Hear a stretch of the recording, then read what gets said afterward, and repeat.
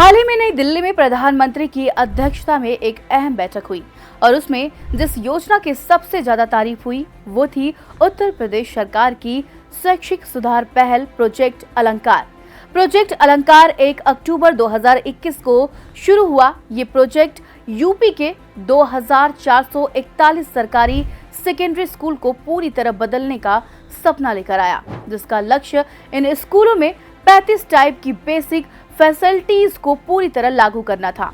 असल में प्रदेश के कई स्कूल 50-60 साल पुराने हैं, जिनकी हालत जर्जर हो चुकी है।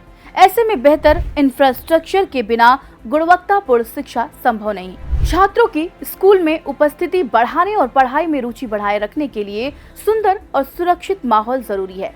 साथ ही संस्कृत जैसे विषयों को संरक्षित और प्रोत्साहित करने के लिए इन स्कूल्स का पुनरुद्धार कंपलसरी है।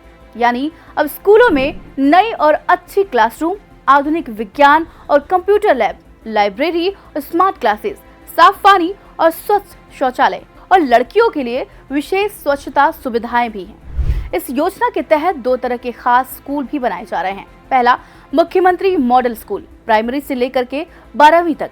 दूसरा, मुख्यमंत्री अभ्युदय स्कूल, प्राइमरी से 8वीं तक, जिनमें अत्याधुनिक लैब्स, कंप्यूटर की पढ़ाई और साइंस, टेक्नोलॉजी, इंजीनियरिंग और मैथमेटिक्स यानी कि STEM एजुकेशन की पूरी व्यवस्था होगी।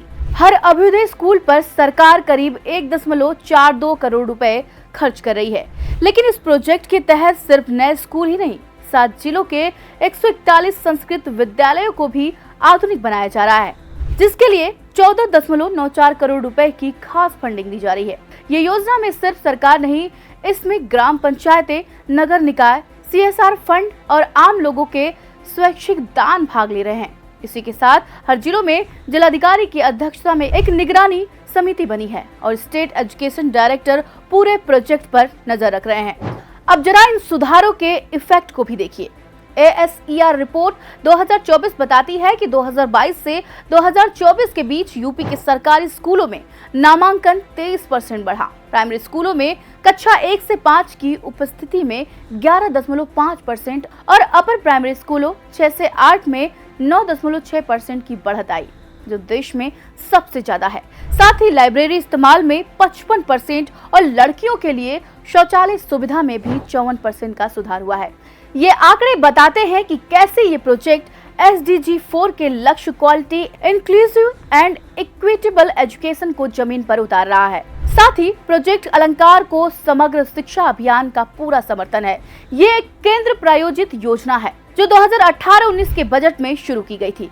इससे पहले से चली आ रही 3 पुरानी योजनाएं जुड़ी हैं: सर्व शिक्षा अभियान, राष्ट्रीय माध्यमिक शिक्षा अभियान और शिक्षक प्रशिक्षण कार्यक्रम, जिसका मकसद है हर बच्चों को समान और गुणवत्तापूर्ण शिक्षा देना, चाहे वो किसी भी बैकग्राउंड से क्यों न हो। तो कुल मिलाकर प्रोजेक्ट अलंकार सिर्फ स्कूलों की इमारतें नहीं बदल रहा, ये भविष्य को बदलने की कोशिश है। उत्तर प्रदेश आज दिखा रहा है कि अगर इरादा मजबूत हो तो सरकारी स्कूल भी ग्लोबल स्टैंडर्ड तक पहुंच सकते हैं।